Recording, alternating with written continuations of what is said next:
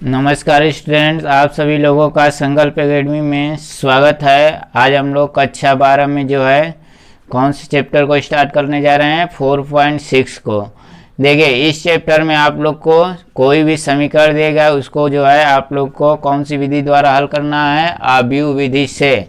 आव्यूह विधि से हल करने के तरीका जो है हम अभी बताएंगे कैसे हल करना है। आइए देखते हैं कैसे हल होगा। देखिए, समीकरण दे दिया है आप लोग को 5x + 2y = 4, 7x + 3y = 5। कह रहा है कि निम्नलिखित समीकरण को आव्यूह विधि से हल कीजिए। सबसे पहले जो समीकरण दिया है इसको लिख देंगे कि निम्न समीकरण को ax = b के रूप में व्यक्त कर सकते हैं, जहां a बराबर क्या हो जाएगा, मतलब सभी गुणांक x और y के जितने गुणांक होंगे सभी को लिख लेना है आव्यूह a के रूप में। जैसे देखिए, x के गुणांक क्या दिया है 5 और इसमें y का गुणांक 2, तो यहाँ पर 5 उसके बाद 2। फिर दूसरे समीकरण का दूसरे पंक्ति में लिख लेंगे 7 3, ठीक है, बराबर, ये तो हो गया a का मान। अब x का मान ध्यान से देखिए, किसका मान निकालना है, x और y का, तो यहाँ पर x और y लिख लेंगे। फिर और b का मान क्या हो जाएगा, जो बराबर के RHS साइड में दिया रहेगा 4 5, ये b का मान हो गया। अब हमको देखिए x बराबर मान निकालना है, तो x बराबर फार्मूला क्या हो जाएगा, a इनवर्स b हो जाएगा, इधर भेजेंगे तो, ठीक है, मतलब a इधर गुणा है तो इधर जाएगा तो इनवर्स के रूप में होता है। तो सबसे पहले हम इसका साड़ियन a का मान निकाल लेते हैं। a इनवर्स निकालने में जरूरत है 5 तिहाई 15 - 14, ठीक है, बराबर 1। ये क्या है, 0 के बराबर नहीं हो रहा है, तो मतलब समीकरण का जो हल निकलेगा वो क्या हो जाएगा, अस्तित्व में होगा। तो जब अस्तित्व में होगा तब ही हमको मान निकालना है। यदि मान निकालते वक्त देखेंगे कि कभी कभी 0 हो जाता है तो उसको लिख लेंगे अस्तित्व में नहीं है। यहाँ पर तो है तो इसका मान निकालना पड़ेगा। अब इसके बाद सहखंड निकालना है। a11 पहली पंक्ति पहला स्तंभ, ऐसे बंद कर लेंगे, क्या बचा 3। a12 पहली पंक्ति दूसरा स्तंभ, क्या हो जाएगा -7, क्योंकि देखिए 2 1 3 विषम संख्या हो गया तो माइनस इनसे इसमें गुणा करना पड़ेगा। a21 इसका मान -2, a22 इसका मान क्या हो जाएगा 5 होगा, दूसरी पंक्ति दूसरा स्तंभ 5 बच रहा है। अब इसके बाद आप लोग को एडजॉइंट a निकालना है। एडजॉइंट a के लिए फार्मूला है आपका a11 a12 a21 a22, सभी मानों को रख दीजिए।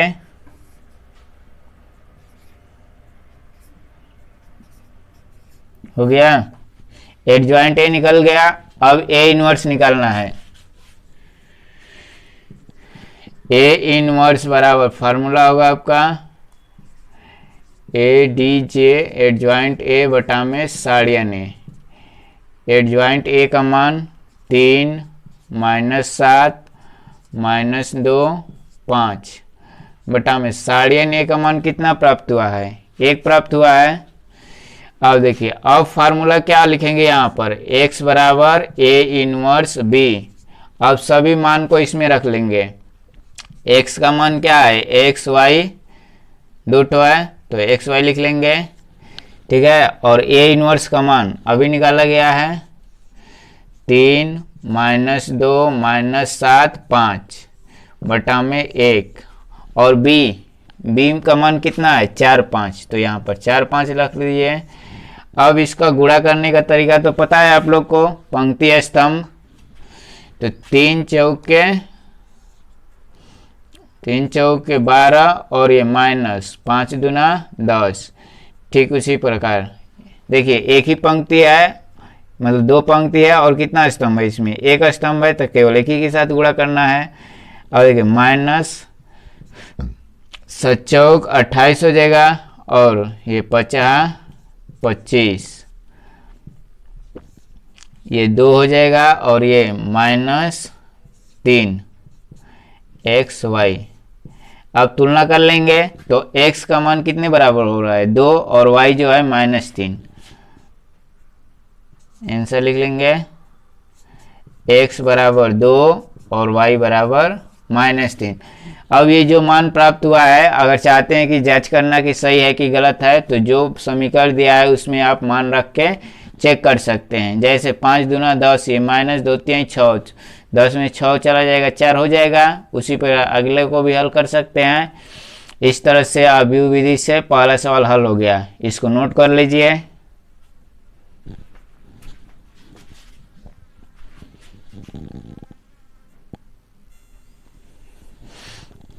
आइए दूसरे सवाल को हल करते हैं। इसको भी पूछ रहा है निम्न समीकरण को अभिव्यक्ति विधि से हल कीजिए। देखिए इसमें अज्ञात राशि के रूप में कितने x y z 3 ठो हो जा रहा है, तो इसको भी ठीक उसी प्रकार लिखेंगे। निम्न समीकरण को a x बराबर b, ये सभी में लिखना है। जो भी जिसको भी लिखेंगे आप, निम्न समीकरण को a x बराबर b के रूप में व्यक्त कर सकते हैं। जहां, यहीं पे ध्यान देना है, जहां a बराबर जितने गुणांक है सबको लिखना है। ध्यान से देखिए, यहाँ पर गुणांक 2 1 1। देखिए किसी का गुणांक कुछ नहीं दिया रहेगा तो उसके आगे जो है हमेशा 1 रहता है। तो 2 1 1, ये 1 -2 -1। अब ध्यान से देखिए, इसमें जो है x का गुणांक तो नहीं दिया है, नहीं x का पद दिया है, तो इसके स्थान पर क्या रख लेंगे 0। इसको ध्यान देना होगा कि जिसका गुणांक या कुछ संख्या नहीं दिया रहेगा या x y या कुछ भी नहीं दिया रहेगा तो उसके स्थान पर 0 रख देना है। अगर y दिया है तब तो 1 रखना है, क्योंकि इसके आगे संख्या आगे हमेशा जो है 1 होता है। अब इसके बाद 3 -5। अब x का मान, x बराबर क्या मान निकालना है हमको, x y z निकालना है, तो x y z रख लेंगे। अब b मतलब RHS साइड में क्या दिया है 1 3/2 फिर 9 लिख लिए। अब हमको क्या करना पड़ेगा, ax बराबर b तो हो गया। अब x का मान निकालने के लिए a इनवर्स b के रूप में व्यक्त करते हैं, तो a इनवर्स का मान निकालना पड़ेगा। तो सबसे पहले आप क्या करेंगे, इससे पहले साइन a का मान निकालिए।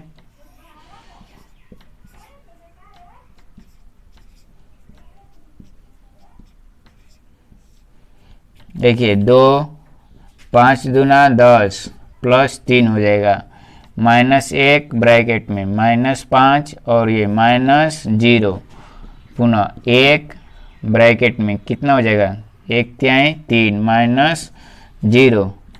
देखिए 10 3 13, 13 में 2 गुणा कर लेंगे 26, ये माइनस क्या हो जाएगा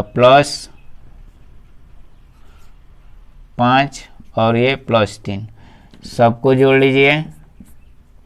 26 5 31, 31 3 34 हो जाएगा। ये भी क्या है 0 के बराबर नहीं है, तो मतलब इसका मान निकलेगा। अब सखंड निकालना है। सखंड निकालना आप लोग को कल बताए थे 3 × 3 का भी। ध्यान से देखिए A11 पहली पंक्ति पहला स्तंभ बंद कर लेते हैं, क्या बचता है -2 3 -1 -5। हल करने का तरीका पता है आप लोग को, वही तिरिया गुणा करना है, माइनस +10, ये +1, मतलब क्या हो गया 11। देखिए बचे 10 हो गया, और 3 में 1 का गुणा करेंगे तो क्या होता है 3, और 10 में 3 जोड़ेंगे तो क्या हो जाएगा 13। अब A12 निकालना है। देखिए माइनस हो जाएगा क्योंकि 2 1 3 हो गया।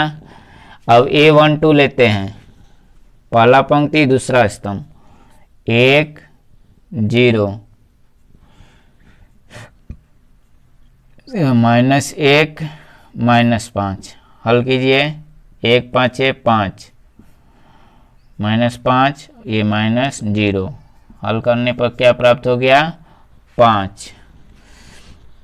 इसके बाद A13, इसको भी निकालिए। 1 0 -2 3, इधर से गुणा कर लेंगे, 3 -0, क्या प्राप्त हो गया? 3। A13 का मान निकाल लिए।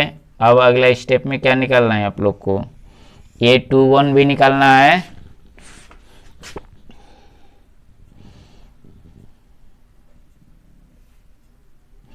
चलिए यहां से निकालते हैं A21।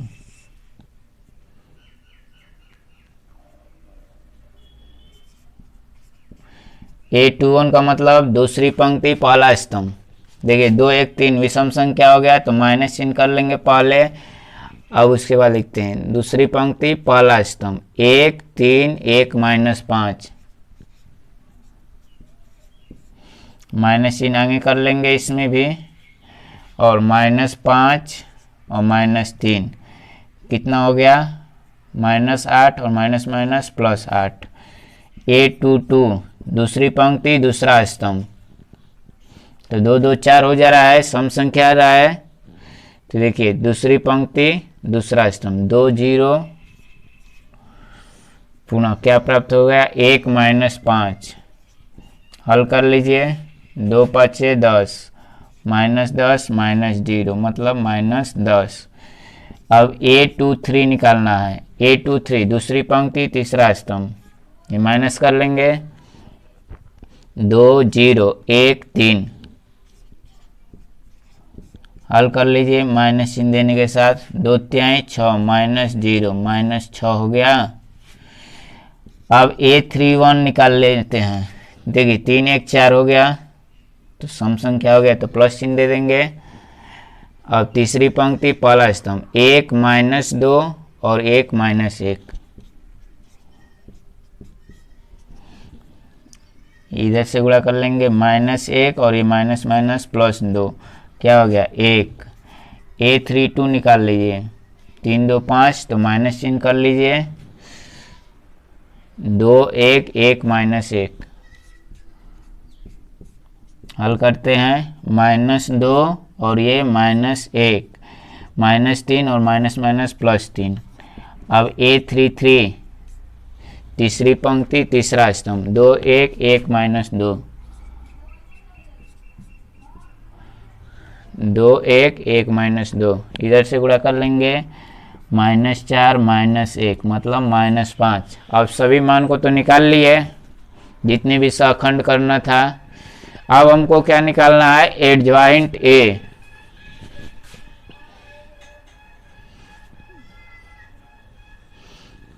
इस साइड अब करेंगे हम एडजॉइंट ए। एडजॉइंट ए के लिए फार्मूला पता है आप लोग को? 3x3 के लिए ऐसे A11 A12 A13, उसके बाद A21 A22 और A23, इसके आगे 31 32 और 33। अब जो सहखंड के मान आए हैं सबको रख दीजिए यहाँ पर। देखिए 11 12 13 कितना है? 13 5 3, 13 5 3, तो यहाँ पर 13 5 3। उसके बाद 21 22 23, 8 -10 -6,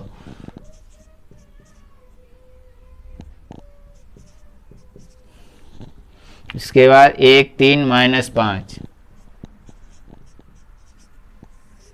हो गया एडजॉइंट ए। अब ए इनवर्स बराबर फार्मूला आप लोगों को पता होगा, एडजॉइंट ए बटा साड़ियन ए। 13 5 3 8 -10 -6 1 3 -5 और बटा में साढ़े n a का मान कितना आया है 34, तो यहाँ 34 लिख दिए।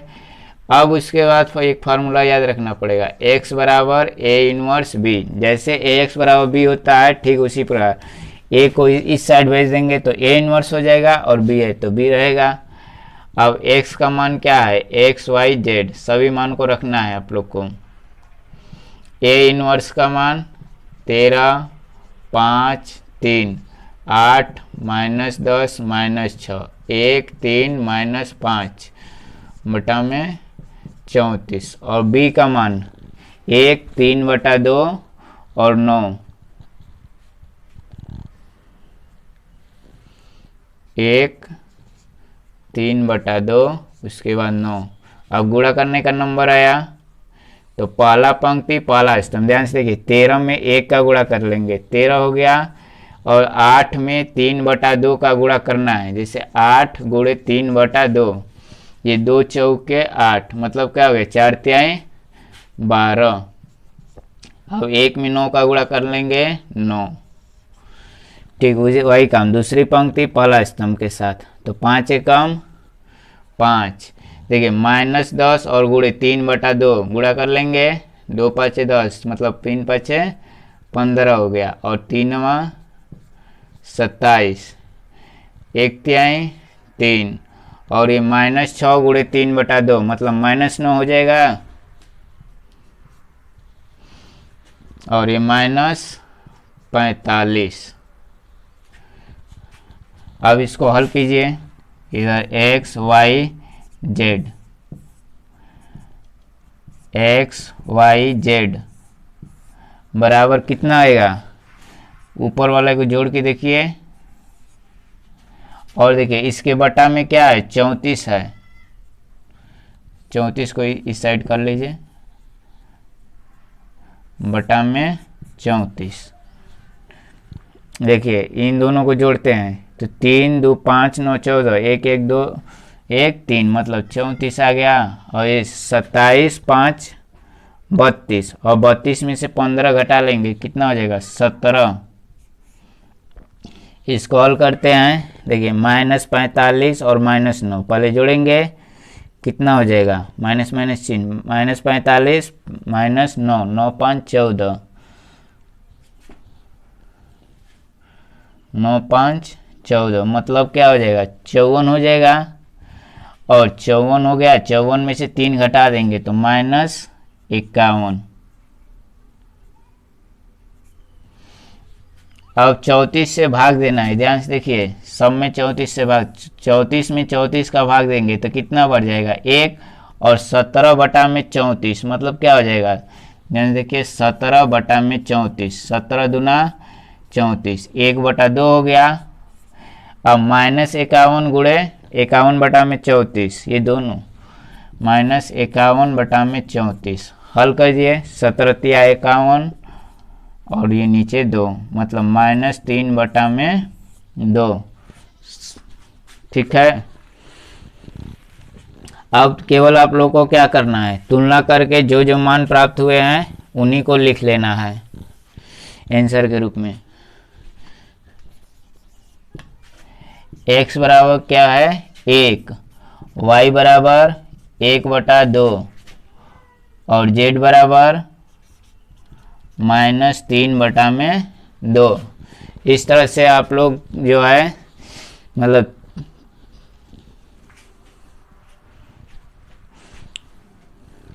रैखिक समीकरण में जो है त्रिपदीय व्यंजक को हल कर सकते हैं अभी विधि से, इसको नोट कर लीजिए। अब कल आप लोग को जो है अवकलन चैप्टर को स्टार्ट किया जाएगा क्योंकि इसमें सभी सवाल जो है इसी तरह से लगाने हैं जितने भी है।